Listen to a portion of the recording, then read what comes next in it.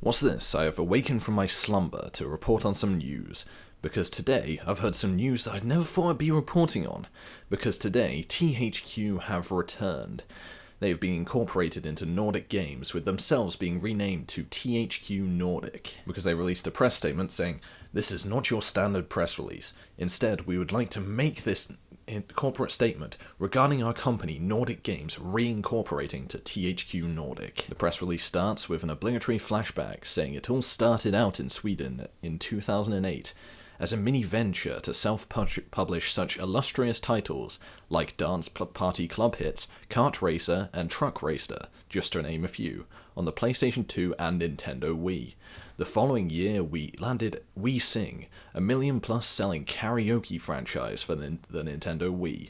In 2011, with our first of many acquisitions to come, Nordic Games began its transformation from a small-scale, two-platform games publisher to a multi-platform, multi-genre global player. They said one could say the most defining moment for their company happened in 2013, grabbing titles like Who the Fuck is Nordic Games, Darksiders gets bought by Nordic Games, and Nordic Games explains who they are, plans for THQ assets. They then go on to say that this was all true and they had been completely unheard of. But then they had reached the spotlight, and people had then found out who they were. They then said that with great certainty they knew that they had made the best deal in their company's history. They were saying that their company has grown a lot over the past few years, and they decided it was time to incorporate the THQ name, with those brands that will continue to shape their business in a meaningful way going forward.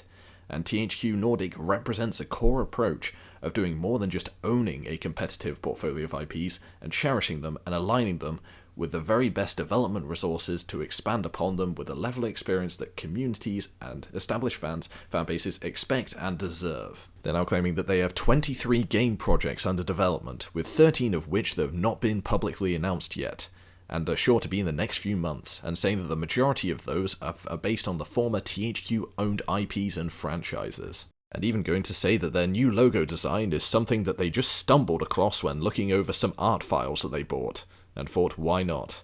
I like the way that they think with this. They were then telling us to please visit them in Cologne to take a look at them at Gamescom. Overall, I'm pretty excited for this news because Nordic Games owns a lot of former THQ licenses, such as Darksiders, The Blob, Deadly Creatures, Destroy All Humans, Frontlines, Fuel of War, Full Spectrum Warrior, Juiced, MX vs ATV, Red Faction, Stuntman, Summoner, The Outfit, and Titan Quest. Seeing as the rest of the IPs that THQ owned were sold off to other publishers such as Deep Silver and Sega. I'm very excited about this because back in 2013 I joined the roller coaster of emotions that was the THQ bankruptcy, with things like the humble THQ bundle giving small glimmers of hope for the failing company, ultimately ending up with them having to sell all of their assets. I'm glad that Nordic has decided to bring back the THQ name, and I'm very interested to see what they do with the Darksiders and Red Faction franchises. I guess only time will tell. What's your opinion on this? Please leave a comment down below. I read all of them, seeing as there are never over 2 of them on any of my videos, and remember to subscribe so I can temporarily feel less lonely. Good day.